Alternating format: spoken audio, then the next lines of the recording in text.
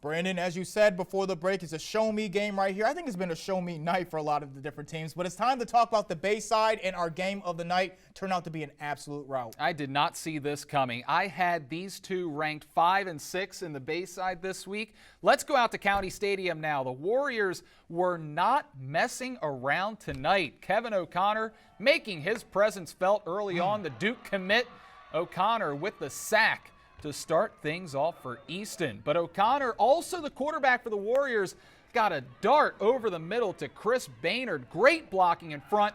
Baynard weaving his way, gets to the corner. One more block right there by Carson Brown. Warriors ahead early on.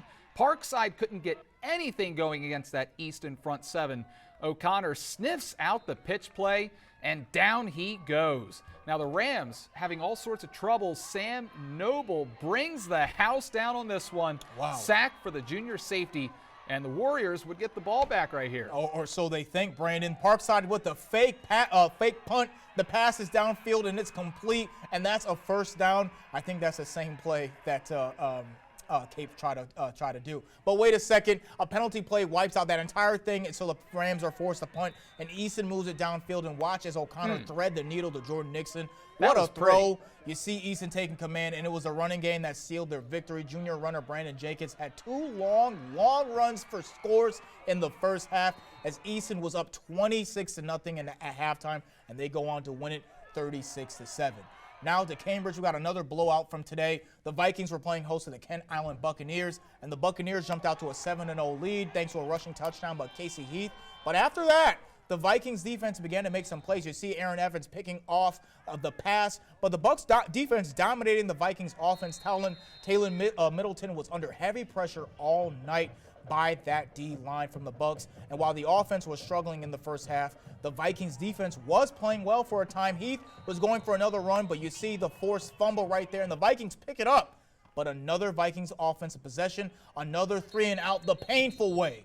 Now, eventually, the Bucs would figure out how to keep possession of the ball and find the end zone. Tommy McAndrews airs it out to Danny Walsh. That was a pretty pass. Perfect pass for the score right there, but we're not done just yet. Brandon Heath is going to later get the ball on the goal line, and he's going to bully his way into the end zone for his second touchdown of the first half. The Bucs will go up 19-0 to close out the first 2 quarters, and they would go on to win 39-12. Not a lot of difficulty for the Bucs in this game at Cambridge. All right, so let's check out the rest of the final scores from around the Bayside. North Carolina winners over Bennett.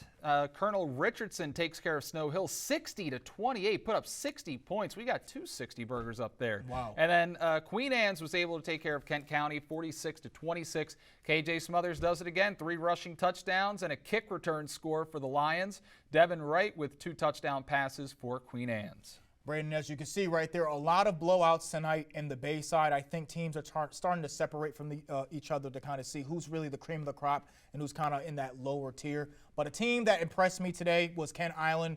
They had a very impressive win over Cambridge. After their season opening loss to Easton, the Bucs are on a 3-game winning streak.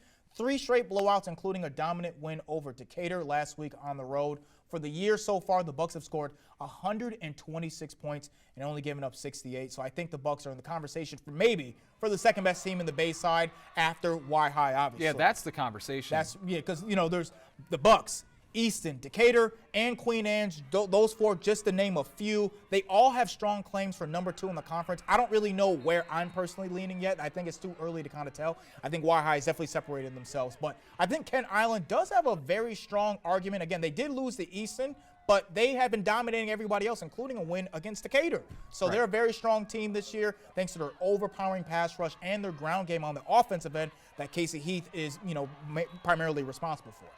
Right. I want to focus on that Parkside Easton game because I thought they were very close so far this year, and maybe this was just a bad game by Parkside. But Easton was impressive in all aspects of the game today. O'Connor, he might be the best passer in the entire Bayside, and the thing is, he's going to go play college on defense. Right. It's crazy to see how athletic this kid is. Division I talent. But they have a top-notch running back with Brandon Jenkins, who showed off his speed today. Jordan Nixon is a problem for opposing secondaries. So this was my first time seeing Easton play, and I came away very impressed. I think they kind of showed today for you maybe why they're in that conversation in terms of maybe a top two, the second best team in the Bayside. Now, Brandon, we do have one more game coming up tomorrow with the top team in the Bayside so far. It's a big one. Yeah, absolutely. Y-High and Decatur. Now, this is a great rivalry on the field. Y-High and Decatur are two of the top programs in the Bayside South and the Bayside as a whole.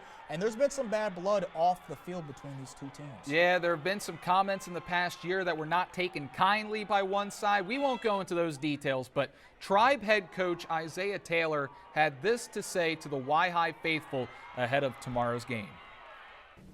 Hello, Y-High football fans. This is Coach Isaiah Taylor, and wanted to say we are looking forward to you coming out this Saturday at 12 noon at County Stadium for our next game against Steve Decatur.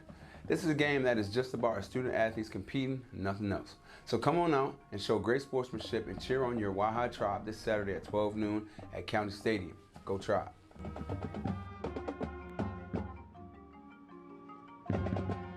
That this is definitely going to be one of the best matchups of the entire year. I got the Tribe winning this one. I think they've shown so far that they're just head and shoulders above everyone else in the Bayside. I mean, they haven't been challenged at all, and they've looked so dominant. It's not that they're just winning off some luck plays and some nice gambles here and there, or things that are just going their way. They have been head and shoulders better than everyone that they've faced so far, and I just don't see anyone. I mean, they showed when they destroyed Easton last week that they're just on a different level, and I just think that they're on a different level than Decatur, so I have Y-High winning big tomorrow. Yeah, they haven't been tested yet, and I would love to see them tested. Yeah. But I think this is going to be a great matchup. The Tribe head and shoulders above the rest is what we've been saying. We'll see if they prove it once again. But I know Decatur just lost to Kent Island by a healthy margin last week, but I do think that this game will stay close for the most part. Can't wait for tomorrow. I think Y-High's offense just makes too many explosive plays, right, and I've got the Tribe winning by about 10 points or so. Fantastic. So we're on the same page. That's all that exactly. All right, so coming up, Chief Meteorologist Rich Werdzik will be back with your full forecast. You're watching Delmarva Sports Insider. Hi, I'm Gavin Sluter with Decatur Football, and you're watching Delmarva Sports Insider.